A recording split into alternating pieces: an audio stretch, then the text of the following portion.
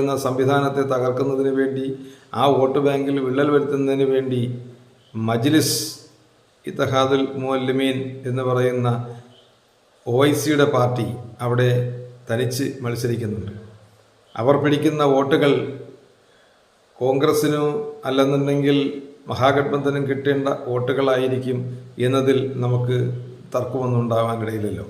കാരണം JDUവിൻ്റെയും BJPയുടെയും vote bank എന്ന് പറയുന്നത് അത് അപ്പർ കാസ്റ്റും പിന്നോക്കക്കാരും കുറുമികളുമാണ്.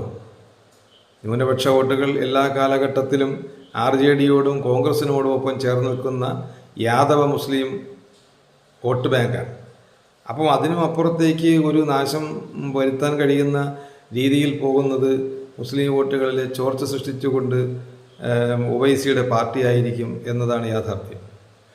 അപ്പോൾ അങ്ങനെ വരുമ്പോൾ സ്വാഭാവികമായിട്ടും ഈ രണ്ട് കൂട്ടർക്കും നഷ്ടങ്ങൾ സംഭവിക്കുന്നുണ്ട്. കാരണം ഈ ജനസുരാജ് പാർട്ടിയുമായി മുന്നിട്ടിറങ്ങിയിട്ടുള്ള പ്രശാന്ത് കിഷോറിൻ്റെ പ്രസ്ഥാനം അത് അപ്പർ കാസ്റ്റ് ഹിന്ദുക്കളെ ലക്ഷ്യമിട്ടുകൊണ്ടുള്ള വോട്ട് ബാങ്ക് എന്നുള്ള ആശയവുമായി മുന്നോട്ട് പോകുന്നു.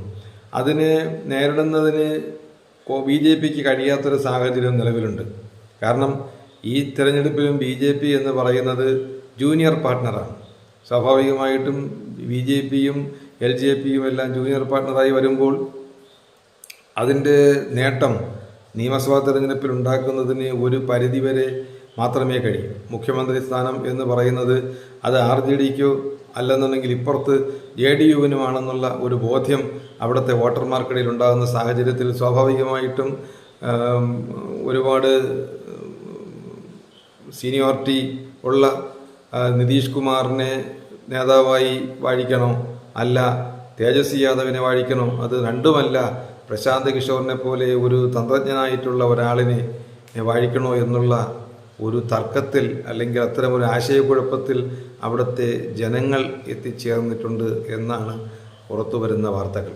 ശരിയാണെന്നുണ്ടെങ്കിൽ കാരണം BJPയെ സംബന്ധിച്ചിടത്തോളം അവിടെ ഒരു ശക്തമായിട്ടുള്ളൊരു മുഖമായി നിലകൊണ്ടിരുന്ന സുശീൽ കുമാർ മോഡി അദ്ദേഹം കാലയവനികയ്ക്കുള്ളിൽ മറഞ്ഞു കഴിഞ്ഞ സാഹചര്യത്തിൽ സ്വാഭാവികമായിട്ടും BJPക്ക് ഇനിയുള്ളതെല്ലാം വളരെ അത്രത്തോളം പ്രാധാന്യം ഉണ്ടോ എന്ന് പറയാൻ കഴിയാത്ത തരത്തിലുള്ള നേതാക്കൾ മാത്രമാണ്. അവരെ സംബന്ധിച്ചിടത്തോളം ഒരു ജൂനിയർ പാർട്ട്ണറായിട്ടുള്ള BJPക്ക് അവിടുത്തെ പൊളിറ്റിക്സിൽ എന്താണ് നേട്ടമുണ്ടാക്കാൻ കഴിയുക?